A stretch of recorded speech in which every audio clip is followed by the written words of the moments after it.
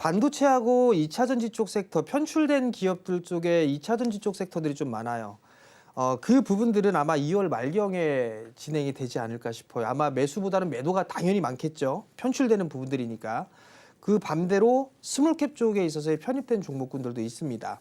중요한 거는 이들 섹터들이 계속 빠질 거냐 아니면 올라갈 수 있느냐를 예상해 볼 필요성이 있어요. 셀 업체들이나 어제 이제 에코프로 그룹주들 실적 발표가 있었죠.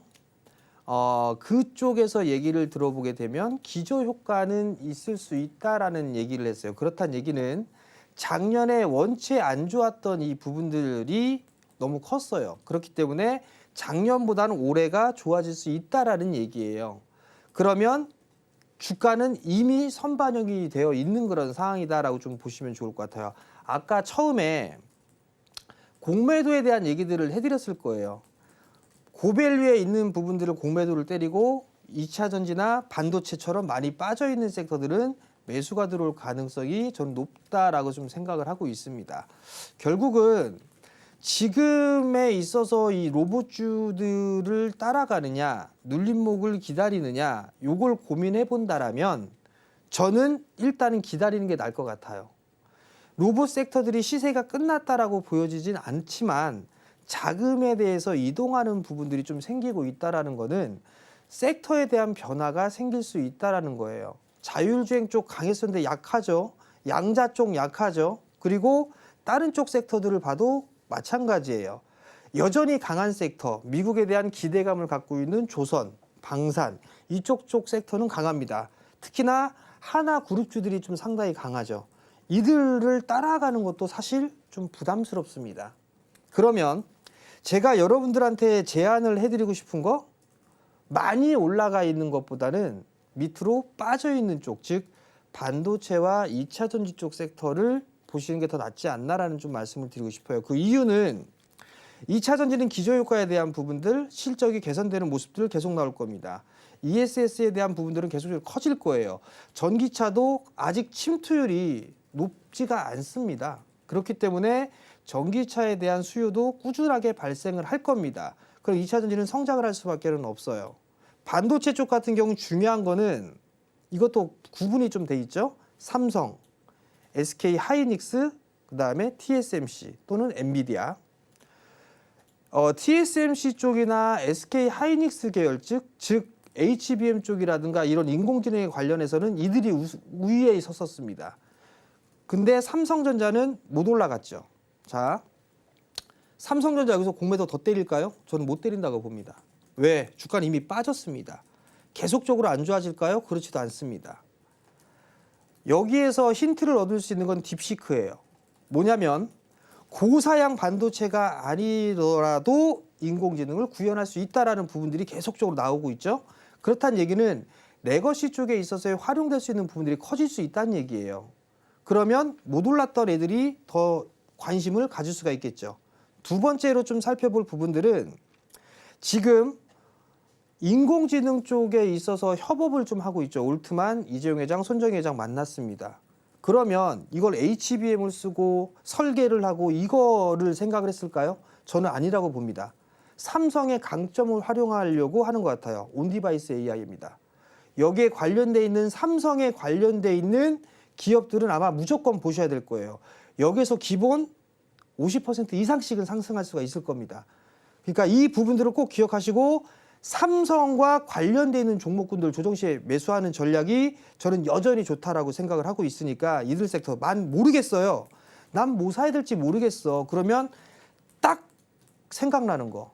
삼성이 지분 투자한 기업들.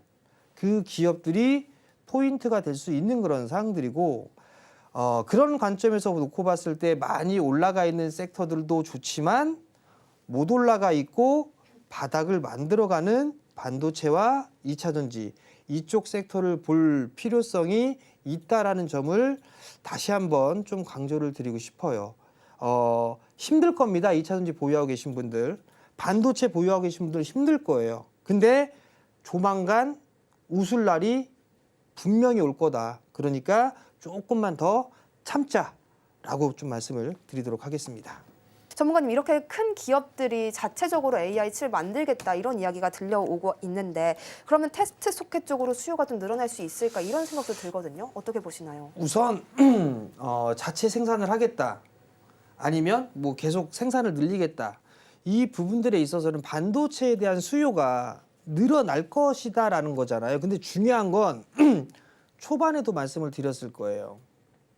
인공지능 이거는 무조건 고사양만 쓸 수 있어 라고 인식을 하고 있었단 말이죠. 근데 바뀌었어요. 딥시크가 나오면서 저사양 반도체로도 구현을 할 수 있다라는 그런 얘기들이 계속 나오고 있잖아요. 물론 HBM에 대한 수요라든가 이런 부분들은 계속적으로 늘어날 거예요. 근데 주가는 이미 호응을 했죠. 근데 이 HBM이라든가 이런 부분들을 활용을 못했던 기업들은 어떻게 됐어요? 대표적으로 삼성전자. 주가 죽었잖아요. 죽쓰고 있는 상태에서 이제 뭐가 되죠? 아, 이제 저사양 쪽도 괜찮아 라고 하게 된다라면 반발 매수가 들어오겠죠. 주가가 많이 빠졌으니까. 자, 그럼 어떤 식으로 반발 매수가 들어오느냐?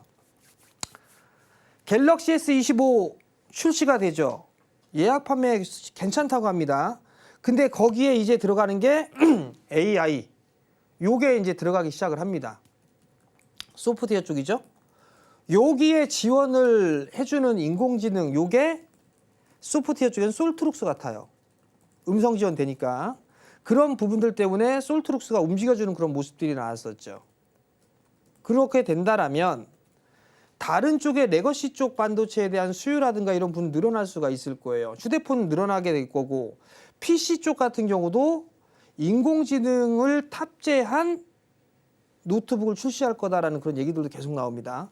그러면 교체 수요가 발생을 할 수도 있겠죠. 그러면 IT 전반적으로 개선될 수 있는 투심이 좀 개선될 수 있는 그런 모습들이 나올 수가 있다는 얘기예요. 그렇기 때문에 이쪽 섹터들이 못 올랐으니 이들 종목군들 섹터들을 봐야 되는 겁니다라고 말씀을 드린 거예요. 아마 많이 올랐던 섹터들이 쉬어가는 구간들이 나오게 되면 저는 못 올랐던 이들 sek터들 반도체 쪽, 2차 전지 이런 쪽의 섹터들이 저는 반등이 강하게 나올 수가 있을 것 같다라고 말씀을 드리는 거예요. 그렇기 때문에 여기에서 40~50% 이상씩은 올라갈 수 있을 거다 말씀을 드리는 것도 주가가 바닥권역에 있으니까 말씀을 드리는 거예요. 즉 인공지능은 끝나는 게 아니라 시작이잖아요. 그죠? 로봇 쪽도 마찬가지예요. 시작이에요. 그리고 유리기판 쪽도 마찬가지고 시작이니까 그 큰 시세가 나오는 겁니다. 이게 아직까지 이 시세가 끝났다? 이걸 논하기에는 조금 이른 것 같습니다. 인공지능 쪽은 로봇처럼 올라간 부분들이 이렇게 많지가 않아요. 그렇기 때문에 인공지능 쪽 관련 종목군들은 여전히 조정 시에 관심 있게 봐야 될 섹터 테마라고 좀 볼 수가 있을 것 같고 여기에다가 한 가지를 더 얘기를 하자면 의료 AI. 의료 AI 쪽은 우리나라가 기술력이 상당히 좀 높습니다.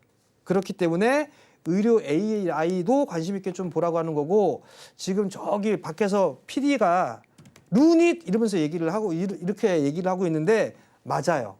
루닛도 의료 AI 쪽에 있어서는 기술력이 있는 회사예요. 근데 어저께 실적 발표는 안 좋게 나왔죠. 안 좋게 나왔으니까 이런 부분들은 눌림목 구간에서 매수를 해봐도 좋다라는 점. 요 정도만 좀 말씀을 드리도록 하겠고요.